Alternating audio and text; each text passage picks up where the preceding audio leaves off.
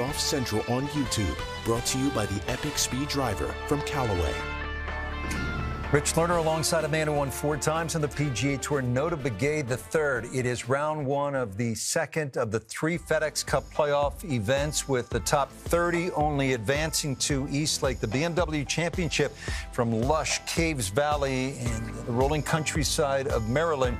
They played lift, clean, and go as deep as you can. You see 3 players at 8 under 64, and 2 of the biggest names in the game. Rory McIlroy, who's overdue for a great week. Jon Rahm, who's been playing sensational golf, and Sam Burns, 25-year-old, who's broken through to a new level this year. McIlroy, though, out quickly after earlier this week having said he was a little fatigued, didn't look it today. McIlroy after his round with Kira K. Dixon. You're 13 of 14 fairways today, 3rd and strokes gained putting. I know you mentioned that you've been doing some tinkering, but how much is this due to tinkering and working on the technique and the golf swing, and how much is it due to maybe liking this golf course? Yeah, so I think it's a combination of all of those things. It's not as if I was driving the ball badly. Like, I just had a driver I felt was spinning a little too much. So a couple of times last week into the wind, I'd hit it and it would balloon up in the air, and then if I wanted to try to hit a cut off the tee, I was not comfortable doing it because I felt like I was just losing too much distance by hitting the cut. So getting a driver that just spins a little less just makes it more comfortable for me to aim up the left side and peel it off if I want to. And then the putter, it's funny, I thought about it. I said to Harry after the first round last week, I'm thinking about going back to the Spider. And then I proceeded to gain 4 strokes on the greens over the next 2 days with the blade.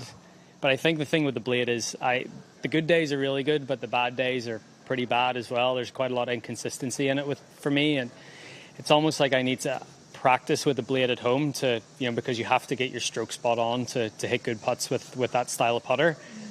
But then when I come out here, I started hitting putts with the Spider again, and it felt so easy. It felt like I couldn't not started online. So, it was there's a lesson in there somewhere about maybe just keeping the blade at home and practicing with it, and then, coming out here and putting with something that's got a little more technology in it. Yeah. We talked a lot this week about fatigue, tiredness, crazy season. Does that free you up a bit with your mentality when you come out here? I think so. I mean, it's not, I've went through playoff stretches before where you're always in that lead group. You're either 1, 2, or 3 in the FedEx Cup, and that that can sort of take its mental toll over the few weeks where I'm in a position where I need to play well just to play next week. So there is an element of freewheeling, I guess, and the energy thing. Look, I was super tired yesterday, and but it's you get a good night's sleep and you feel a bit better the next day, and you can go out and play well. So another good night's sleep tonight, and get back out on the golf course and try to do the same stuff that I did today. Awesome.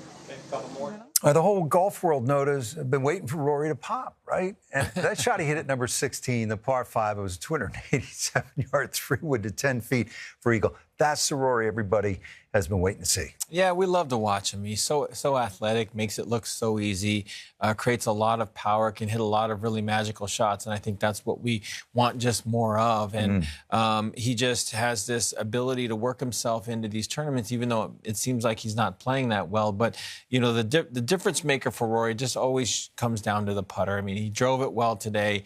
13 out of 14 fairways, putting himself in position to take advantage of some iron play, and then made 4 putts over 10 feet today. Last week, in the entire week at Northern Trust, he only made 5 for the entire week. So that is a huge bonus that for a player like that, it doesn't surprise me that they're atop the leaderboard. Not a lot to get to East Lake, surprisingly, for a man who won the FedEx Cup twice and could be the first to have won the FedEx Cup.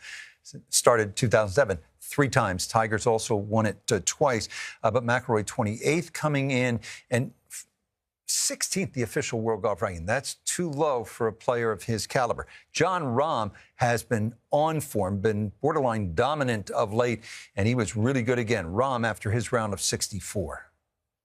It's a lengthy golf course. You're going to have a lot of long iron ends in some of the holes, but if you can put it in the fairway when it's soft as it is, you can be aggressive. And had a great ball striking day and made a couple of good good putts early on and had it going early and continued the mojo throughout the day. You know, I think not huge numbers, but bogeys can happen easily, right? Rough mistakes, long holes. It's, you know, you can make a bad swing and have a tough one for par, like for example Tony did on 13, right? It's not like he really missed a shot, but he had a pretty much impossible up and down. So if you manage well and hitting it as well as I did today, well, you can post a low one.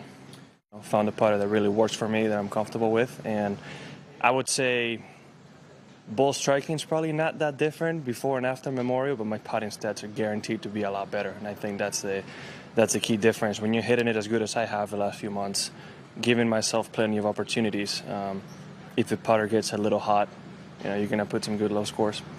Johnny, you had a disappointing finish last week, and yet you come right out here, bang, you're right up at the top. What does it say about Jon Rahm's ability to do that? I'm going to say for all those Ted Lasso fans out there, be a goldfish. And if you haven't seen the show, you just got to check it out. Huh? I mean, I feel like almost everybody knows. Have you seen the show? I have not. I'm sorry. No, so it's basically happiest animal in the world is a goldfish. You know why?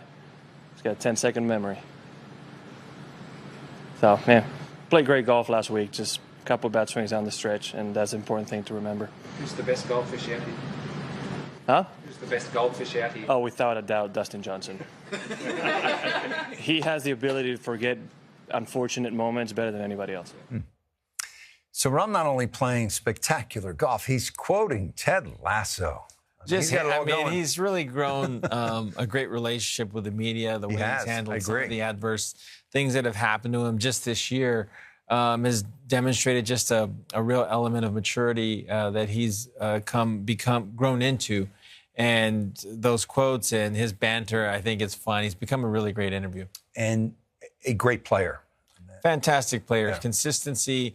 Not just consistency. You have another phrase for it. Is it?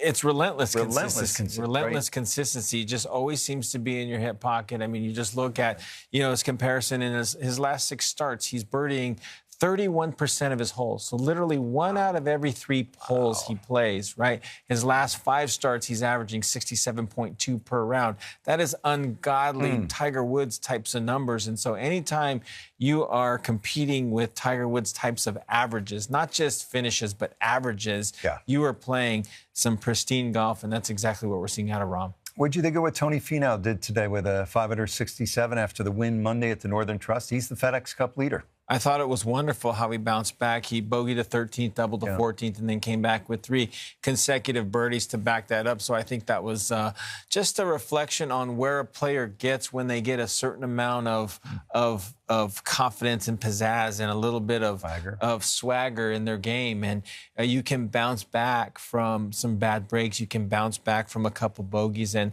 that's what we saw today. But it's going to take a much cleaner sheet for him tomorrow and moving forward for him to stay on top of that leaderboard, because the top 4 players on that leaderboard only made 1 bogey. 3 of those players went bogey-free. Why the extremely low scoring today? Well, the players got their hands on the ball and their soft conditions. That's a recipe for low scores on the PGA Tour. Even on a golf course that you look on the card, appears to be fairly long at 7,500 yards at a par of 72. But when you allow them to play lift clean in place with softish greens, if it's 8,500 yards, they're still doesn't matter. They're going to take it apart, and the scoring average today was 60, just a little shade above 69 at 3 under par.